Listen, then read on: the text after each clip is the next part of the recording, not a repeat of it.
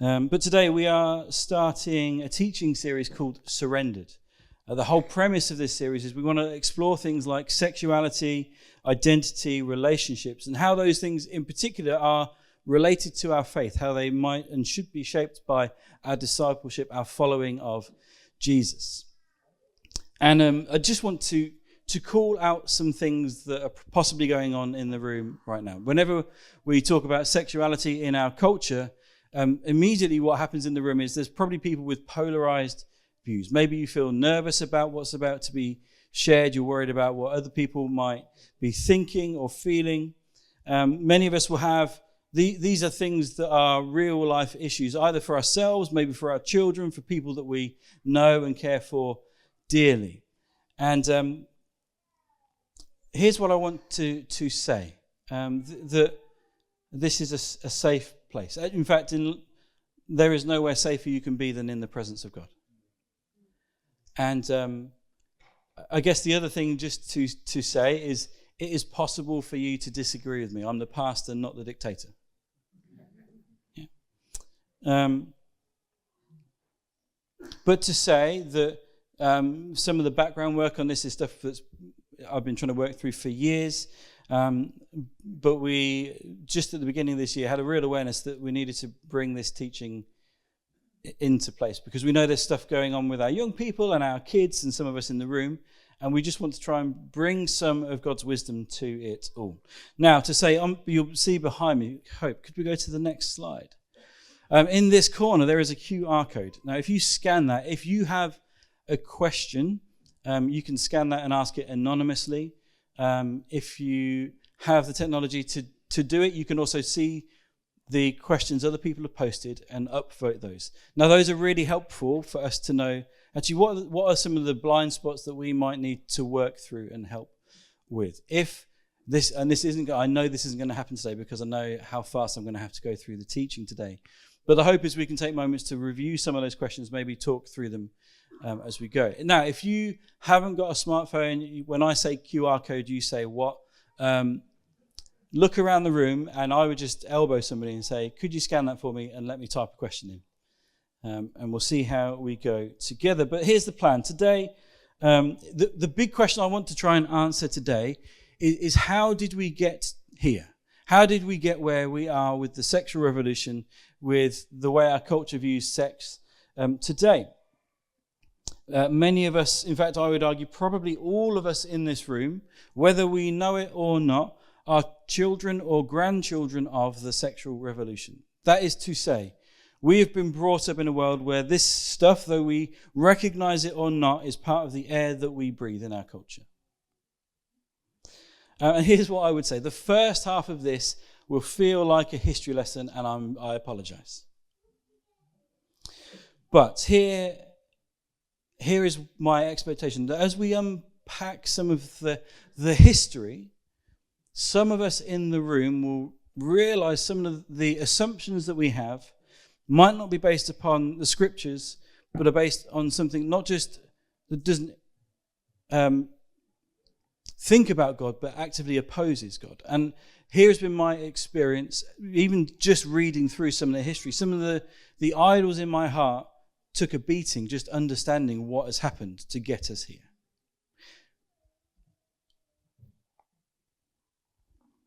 And my prayer is that as we go through this, that God would be at work. And my encouragement to you would be this, to come to the Lord with an open heart. Now, none of you are going to be changed because I present something wonderfully. What we want is God to open our hearts and our eyes as we share things and work through these things. Now, as I said, I'm going to have to go through this morning really fast if you guys want to get out of here before Tuesday. And so I will do that at pace. This is going to be recorded, so if you want to go back through any of it, you can. A lot of what I'm going to share today is based on the work of somebody called Carl Trueman. He wrote a book called The Rise and Triumph of the Modern Self.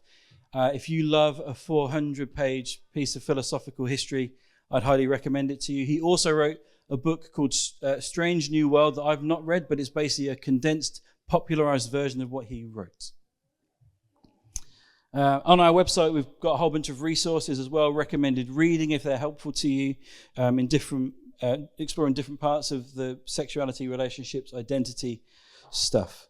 And some videos, some helpful conversations there as well. And to say, my encouragement to you over the coming weeks would be to engage with the conversation, whether that's in your community, if you're in one of our small groups, whether that's chatting to Ash and myself or some of the leaders saying, can we get a coffee and talk about this? And here's what I want to say. I know for some people, if I grew up in a church, if I was going to book a coffee with the pastor, that was terrifying because he was the pastor. And so just to say you'll be met with fury. No, you'll be met with compassion and a listening ear. Because actually, here's what I don't particularly want to do. I don't want to win any argument. But I want to point everybody to Jesus. And me being an angry, grumpy old man is not going to win anybody to Jesus. And so if we're going to explore the sexual revolution, here's what we need to understand. It did not start in the 1960s. The free love movement was not the beginning. If anything, it was probably the beginning of the fruition of it as we see it today. So here's the plan. If you love history, you're going to like this. Otherwise, bear with me. We're going to go back about 200 years, 250 years, and just unpack how did we get here. And so I'm going to start with somebody called Jean-Jacques Rousseau. So this is the late 18th century. Hopefully, Hope is able to keep up with the enormous amount of slides and things we've got to work through. And he published a book called Confessions. It was an autobiography. But autobiographies at the time had largely been nice ways to make yourself look good and tell all the good stories about yourselves. In Confessions, Rousseau was writing something that showed all the dirty, grimy side of him as a human being. And one of his observations, based on his own life, was that he was born ultimately good and he was corrupted by the world around him, by friends around him who would lead him astray. His conclusion being that we are born good and made bad by the world. Now, what's interesting about this as a theory is it's the opposite of what we see in the scripture, that we are born into a broken world as broken people, and we need Jesus to make us good. And so in lots of ways, this is an anti-Christian thought. He wasn't really the first to come up with this entirely, but he was somebody who made this thinking prominent. And he created a theory of two loves within this. So one is the idea of self-love. That this is a good kind of love. It's about self-preservation. Fundamentally, this idea, he would say, is good. And he created another one that's going to be French that I would have to hack away at in my GCSE French best go at. But I'm going to call it amour propre. And then there's some hacking that I should probably do that I can't. And he calls this is a false kind of love and behavior that is based on the expectations of society around us. Now, what's happening here is Rousseau and others are beginning to invert the view of how we function in society. He's putting forward this idea that actually as individuals, what we want is better than what society tells us we should want. What's going on is we're not looking at society and figuring out how do we fit into this here? How do we meaningfully contribute to this? What he's saying is, no, what society is trying to do to you is bad, and you need to work out what you need to do for yourself. Now, because of this, he is a man of his word. He never marries. He has a lifelong partner, but he never marries because that would be to do what society tells him to do. But he goes on to have 5 children, all of which, as soon as breastfeeding has become easier to do, they get sent to an orphanage. Probably, we don't know this for sure, but most likely all 5 of those children die in an orphanage. But because his notion of self-love was that actually what I need to do for self-preservation comes first, the needs of my children are irrelevant to me. And then we get the rise of the Romantics, which we all love the sound of. They write some wonderful poetry in lots of ways. But particularly within Romanticism, you get the Expressionists. These guys emerge, early 1800s. There's lots of, every book I read gave me a different date. But if I say the 1800s-ish, we're probably in the right ballpark. One of those poets is a guy called Shelley, Percy Shelley. He viewed poets in this moment in time as being priest-like. as they began to learn how to express themselves and emote, they became like the priests of culture. They were the ones who were pointing people to their true selves. Namely, he was pointing them away from Christianity's teaching, because he viewed that as repression of expression. Oh, goodness me, my teeth are going to fall out if I keep having to say some of this. But away from that and towards self-expression, finding their true selves, as it were. He said was breaking away from Christianity's influence over society. To do that, everybody must become an authentic person, become authentic to themselves. Interestingly, makes the leap immediately to go to be authentic to yourself. Then we must also have sexual freedom. Those two things cannot be separated. Now, Shelley's father-in-law, William Godwin, also argued that marriage needed to be abolished. He envisaged a future where nobody would be married, people would live in sexual communities, and we would share one another. Now, what's interesting in this is we begin to see how the sexual revolution, the ideas behind it, particularly to start with, are anti-feminist. What I mean by that is, if the men can sleep around with all the women, who is the ones that deals with the consequences? It's the women. They have to deal with unwanted pregnancies. And we'll unpack that some more in the coming weeks. I'm going to have to say that a lot this morning as well. Now, expressivists would go on to say, not only are they like, oh no, Christianity isn't, I'm going to ignore that, it's not great. They would say Christianity is actively evil and it needs to be destroyed by a political revolution. And to get that political revolution in motion, we need to spearhead that with sexual expression. Again, they jump to the conclusion. We need sexual expression to make that happen. Now, in 1882, Friedrich Nietzsche publishes a book called The Gay Science, and he calls for those who've said all this stuff about God not being real, we need to tear away from God. He calls them out. And he basically says, God is dead. But if you say God is dead, then you need to back that up. And what he's doing is he's calling those who are saying this to say, you can't just have the bits you want. If you're going to say that God is dead, then you need to recognize that actually if there is no lawgiver, then there is no law. There is no natural law. So you can't have the bits you want. Either God is real or he is not. And Nietzsche does a whole bunch of work on that. And Nietzsche goes on to say that personal satisfaction is the only way to truly live. If there is no God, if there is no purpose, then, well, the only thing we've really got left is to get the best out of life that we can in a way that makes us the happiest. And Nietzsche kind of knows what he's doing. I think we can sometimes think that maybe actually people weren't out to end Christianity in particular, but religion in general. Here are Nietzsche's own words about what he thinks he is doing. He says this, I know my fate. One day my name will be associated with the memory of something tremendous, a crisis without equal on earth, the most profound collision of conscience, a decision that was conjured up against everything that had been believed, demanded, and hallowed so far. I am no man, I am dynamite. He recognizes what he is asking of culture. Now, George Hegel, he might not be George because there's no E on the end of his name, but my German isn't very good either. He is a German philosopher, and he opposes an idea that Rousseau had, which was Rousseau's idea being that human nature is fundamentally good. You know, we're born good and we are corrupted. He disagrees with Rousseau, and he says, actually, human nature is something that is always changing. Now, this sounds more familiar to the world that we live in, where we would say maybe human nature does change. And he suggests that ultimately history itself moves forward on how the thinking of humanity changes. This is like one of the fundamental bedrocks of progressivism. That ultimately we will think ourselves into utopia. One of his followers is somebody called Karl Marx, or more accurately, Karl Marx likes him for a while and then decides he doesn't like him anymore. And what Karl Marx does, though, he goes, I agree with Hegel in as much as he says human nature changes, but he says it doesn't change based on knowledge or intelligence. It changes based on our socio-economic status and what is happening in the world.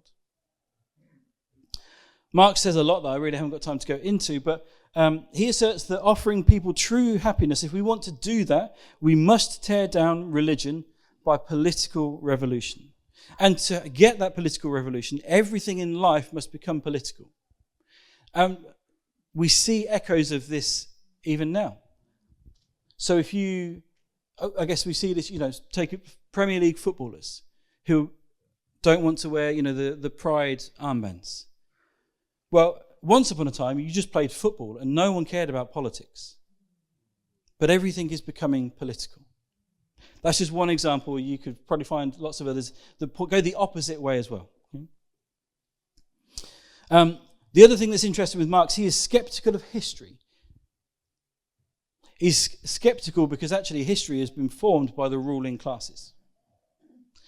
And then in 1859, Charles Darwin publishes The Origin of Species. Now, Darwin is not the first evolutionist. He's not the first person to observe evolutionary changes between species. What's interesting about Darwin is he's one of the most prolific in saying that he has a theory that means we can have all the things of evolution without any need for God at all whatsoever. There is no metaphysical or theological explanation needed because we have this theory that works. If I was to summarize Darwin, Nietzsche, and Marx together collectively, we might say this: that meaning is ascribed to ourselves by humans because there is no God.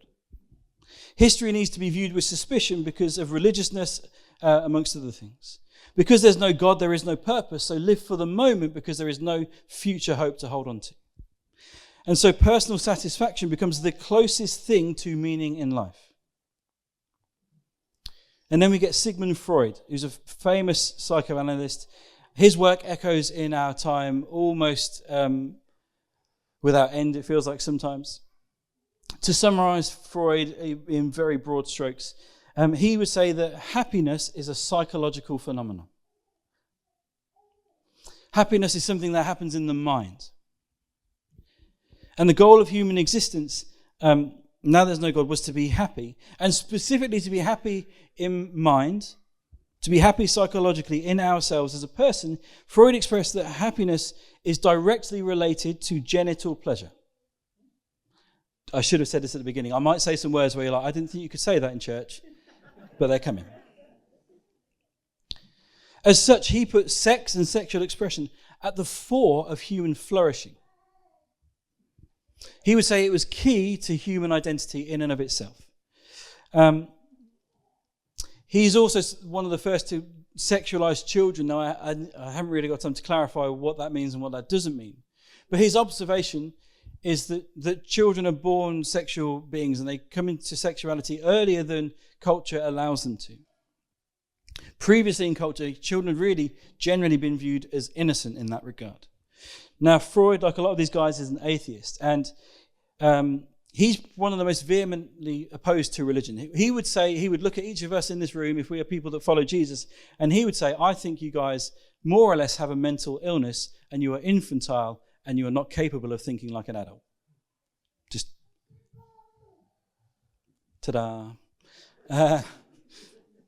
That's what he would think of the religious. That's his kind of language for it. Now, Freud doesn't just dislike religion, he despises it. He views society's codes as repressive, expressing that specifically there should be no problem with homosexuality, incest, or premarital sex. Then in the 1920s and 30s, somebody called Wilhelm Reich emerges. Wilhelm Reich is somebody we largely know nothing about today, but in the revolution of the 60s and 70s was a prominent figure. He coined the phrase, really, the sexual revolution. He wrote a book called The Sexual Revolution. He went on to have a mental breakdown, believing UFOs and all sorts of stuff. But one of the things he put forward was, in all of life, the only thing, the pinnacle of human existence is the orgasm. That is the pinnacle of everything that ever could be. And the meaning of life itself is found in an orgasm. Which sounds, we could probably sit and go, well, that sounds ridiculous, isn't it? But this is the thinking that shaped a whole lot of that sexual revolution. That there is this energy that goes between human beings in moments of sexual intimacy, which ironically is not the script of the sexual revolution at all. What Reich does particularly, though, he begins to politicize sexuality. So he calls for a sexual revolution that includes things like this. He would say that sex education is needed. In fact, it should be enforced. He says children and adolescents should be allowed sexual freedom. He says the state must coerce families to encourage sexual liberation. And to use his phrase, the state must severely deal with families who do not encourage this. He says the nuclear family, so the nuclear family being the idea there's a mum and dad and some kids, that must be abolished because the family maintains a place where the values are passed down through families that would stop a political revolution. He argues oppression in families is mainly psychological and not physical, which doesn't sound a big deal, but what that begins to do, that begins to make victimization a thing that's subjective. That actually abuse starts to become about how we feel as much as what has happened to us. And Reich's thinking goes on to become more political, and we with him, we begin to see sort of what is playing out in culture today in broad strokes in its extremes. So on the right, you end up with people who are traditional, they are the repressive ones, they're protecting old values, they are out to look after the needs of the wealthy. On the left, what Reich begins to suggest, he mixes Marx's idea of socio-economic class stuff. He puts into that Freud and Reich's demands for sexual freedom. What happens on the left then, it kind of becomes, this is the side of those who are opposed to oppression. And I think what we see in our cultural moment now is you might be somebody who is opposed to racism. But to be allowed to hold that position, you must also be opposed to this and this and this and this. You don't get to choose the bits you want. You are either on the left or the right. And then this is what we see so much in American politics in particular. And something we need to be careful of in this country as Christians. Jesus, here's my observation of Jesus. He is neither on the right or the left. He flits from side to side in some ways. If you try to make a list, you would go, oh, Jesus did that, so he must be, oh no, he must vote Labour. And you go, oh, but he did that. Oh, he must vote Conservative. Jesus isn't about an earthly political system. He is about the kingdom of God.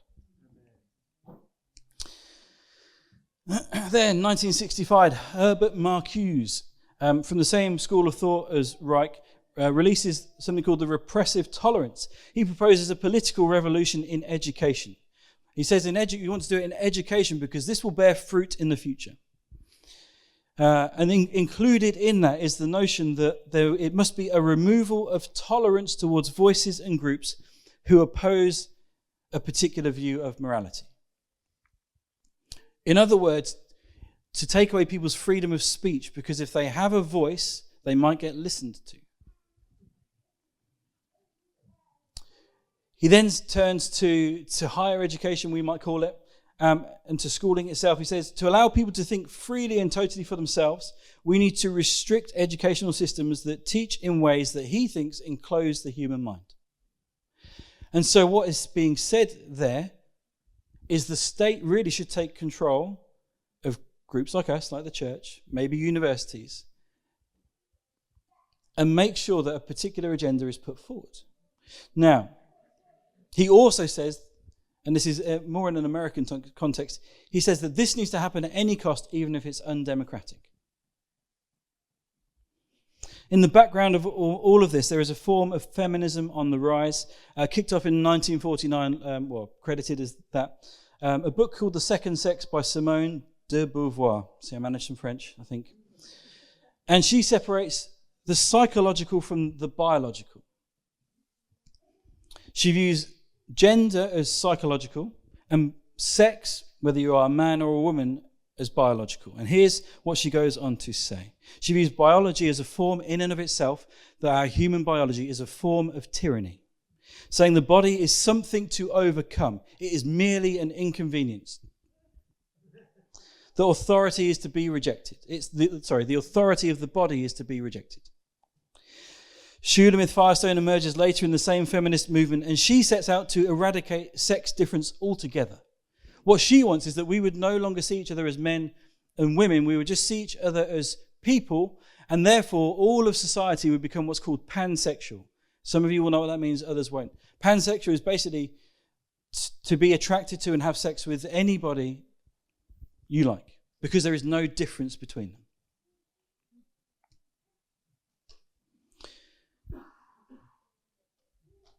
When thinking about what she hopes will be achieved, she says this: the tyranny of the biological family would be broken. That's one of her end goals. And so, to look at this movement's aims, if I was to try and just pull out some of the consistent themes through it, here is some of what we see. It wants to do away with the nuclear family. It wants to abolish marriage, do away with gender, encourage sexuality as the highest form of human flourishing and happiness. And underneath it all, they go, if we can do this, then Christianity in particular, Judaism in part, but religion in general, will be done. It will be destroyed. Now, as the 20th century wears on, what we begin to see is the rise of this thinking in arts and media in particular. So there's lots of examples, but one that was really interesting to me was the Surrealist movement. So people like Salvador Dali. If you don't know who he is, if you've ever seen, there's a famous painting of what to me looks like a clock melting. That's Salvador Dali. Now, the Surrealists wanted to unleash what they called a moral and sexual iconoclasm. It's a good word for a Sunday morning. Iconoclasm being basically the destruction of a theological belief and framework. In context, what they're saying is we want to destroy religion and religious thinking in itself. They want to destroy the bounds posed by family, morality, and religion. Now, in culture, as culture begins to shift, in the 1960s, Playboy launches the famous magazine, and this includes pictures of naked women. Hugh Hefner is the man that publishes this. What's interesting about Hefner and Playboy, his strategy starts to become, how do we blur the lines between acceptable and unacceptable? How do we make pornography a cultural norm? And here's what he does. He will have pages with naked women in, and then he will have legitimately interesting interviews with legitimately interesting people. And so, you know, the old joke, I only buy it for the articles. That's the Playboy mantra. And what happens is as Playboy grows in notoriety, what happens is the women in the magazines are not just people that they found they can pay 50 quid to take their clothes off. What begins to happen is people like Joan Collins, Jerry Halliwell, like legitimately famous, established, successful women begin posing in Playboy. And in doing so, what are they saying? They're saying, oh, this is totally acceptable. Jerry Halliwell was, at the time, was a bit of an uproar because who was Jerry Halliwell? Well, she was a Spice Girl. This was the icon of kids aged 10. And here she is taking her clothes off in Playboy. In the 1970s, we also see the rise of hardcore pornography. And that sounds like something that's shocking, but here's what we need to know about hardcore pornography now. Probably the most prevalent form of information stored on the internet today is pornographic in nature. And so, that's sort of the end of the history lesson. But I just want to unpack this a little bit. Now, this next bit is not my thinking at all. I'm borrowing this totally from someone called Pete Hughes, who leads KXC, so King's Cross Church in London. And here's how he unpacks it for us. He says this: the sexual revolution, the ideas that enabled it in the first place, were built on the notion that there is no God. This is the foundational layer. So whether they were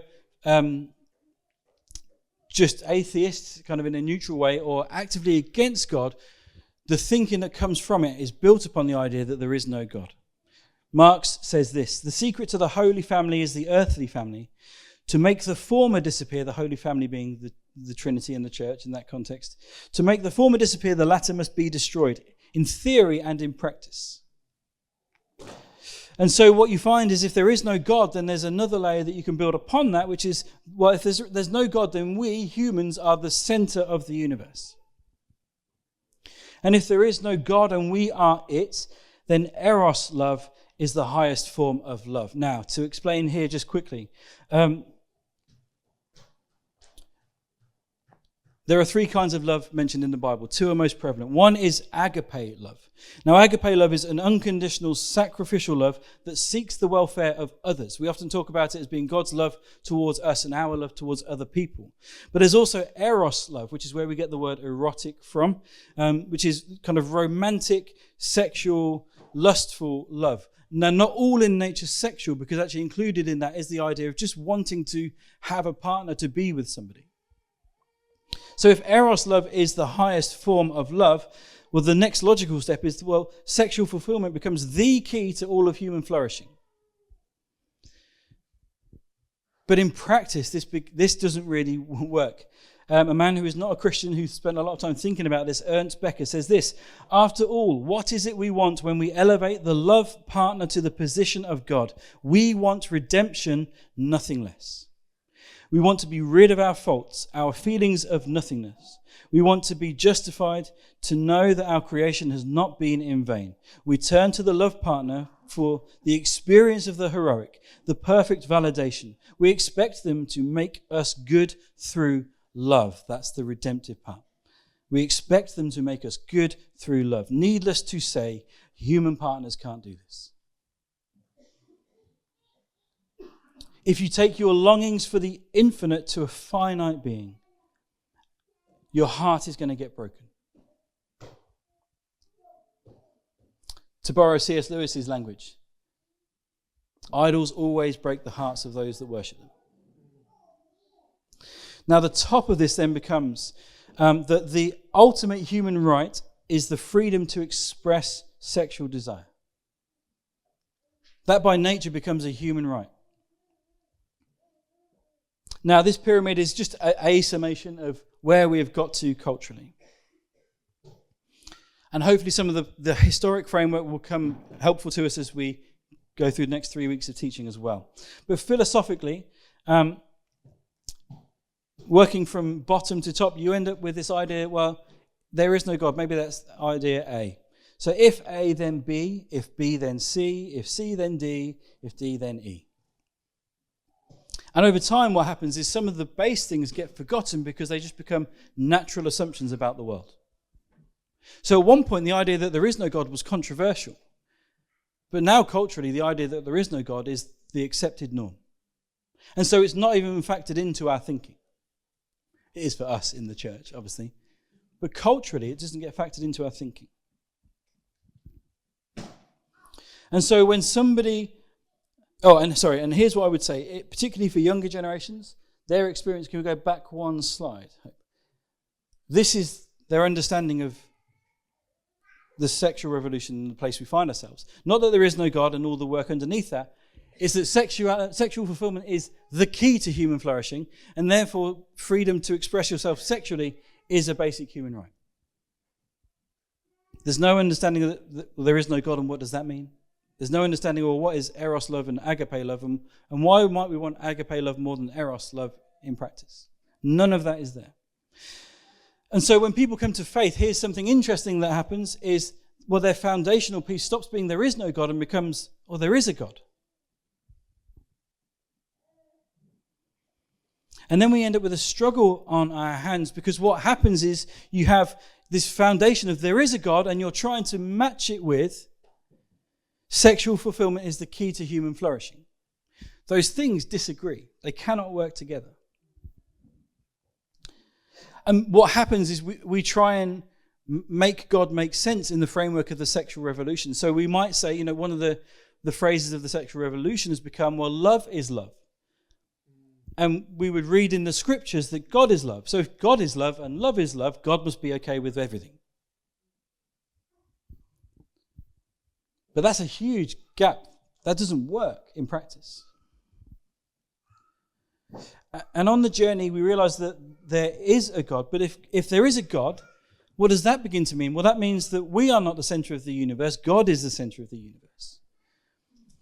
And if God is the center of the universe, then agape love is the highest form of love. That self-sacrificing love that cares about the welfare of others. That becomes the highest form of love, not eros love.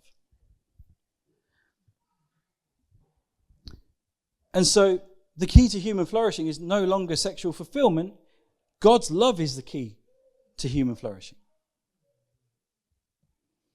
And here is where we need to be a little bit wary, because there is a problem, an inherent problem in Christianity. If you are trying to make the idea of there is a God and sexual fulfillment is the most important thing, we have a big problem. Here's the problem. Jesus was a celibate single man. He was sexually unfulfilled by the sexual revolution's assumptions. And in that context, Jesus becomes an insufficient saviour. And that is a problem. Because if Christ is insufficient, what are you standing upon anyway? And we have to be careful in the church here. Because we wouldn't say, oh, sexual fulfillment is the key to all of our fulfillment. But inadvertently, here's what we might do. Oh, you must get married and have kids because that's the best option. Because then you get to have sex. We'd never say that. But our obsession with marriage can go so far as to inadvertently push what is happening in the sexual revolution. That your fulfillment doesn't come through Jesus, your fulfillment comes through being married.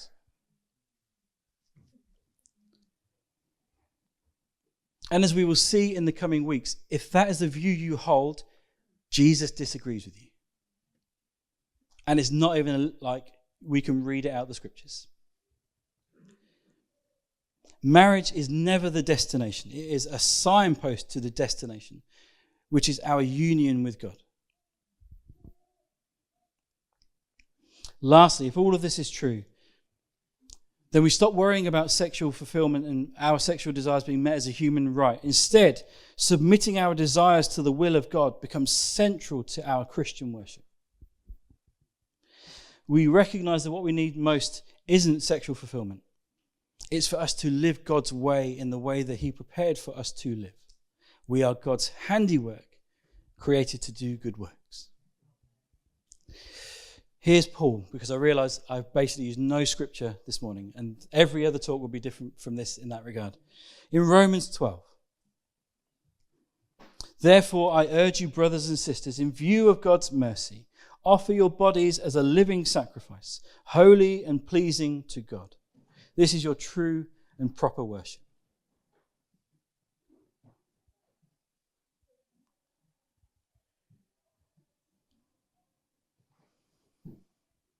(1 Thessalonians 4, 3-5), Paul says this: it is God's will that you should be sanctified, that you should avoid sexual immorality, that each of you should learn to control your own body in a way that is holy and honourable, not in passionate lust like the pagans who do not know God.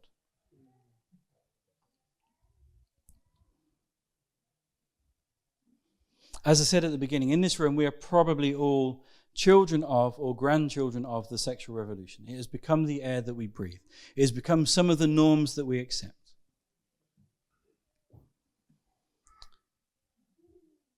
It has affected our values. It has affected the values of the church. Some of us in the room, we experience the sexual revolution in ways that feel enslaving, that we cannot escape. We found ourselves in patterns of addiction to pornography. We found ourselves struggling with lust in all sorts of ways. We find ourselves in relationships that we're so desperate for that we will accept whatever sexual terms our partner has, regardless of what it means for us and God.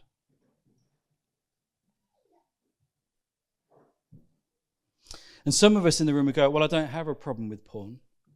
What we need to be aware of is pornography is no longer illicit in culture, it is explicit in culture, by which I mean, once upon a time you had to go to the corner shop to buy a pornographic magazine. What you think I'm going to say next is now you can get it on your phone. That's not what I mean at all. What I mean is become explicit, because if you watch Game of Thrones, Bridgerton, I watched some women's wrestling thing that for no apparent reason had nudity in it. If you watch these things, what we accept as the norm, topless actresses, whatever, not very long ago was classed as pornography. And so we might go, well, I'm not addicted to pornography, it doesn't affect me. but your Netflix history might tell you different. And that's tough. Because I reckon in our house, twice a week, we have to skip through a scene. And to say this creatively, there is no need for it. If you had two actors close a door and put on some slightly sexy music, we all would know exactly what is being implied.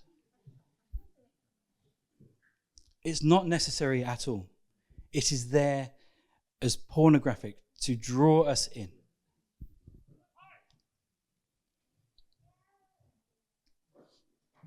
Now, here's some good news. I assume I've said something at some point that offends pretty much everybody in the room, including myself. But there is great news. There is a God. He is the center of the universe. And his love for you is agape love. It is unconditional, self-sacrificing love. And to say this, whoever you are in this room, whatever your struggle is, we love you.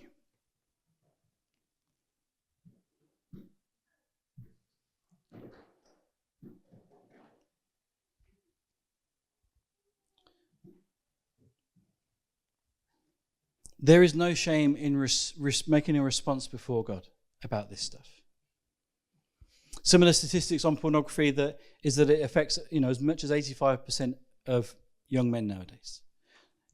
Here's what I know to be a true fact without having seen any evidence. That will affect men in this room. We are not exempt from culture because we're in the church.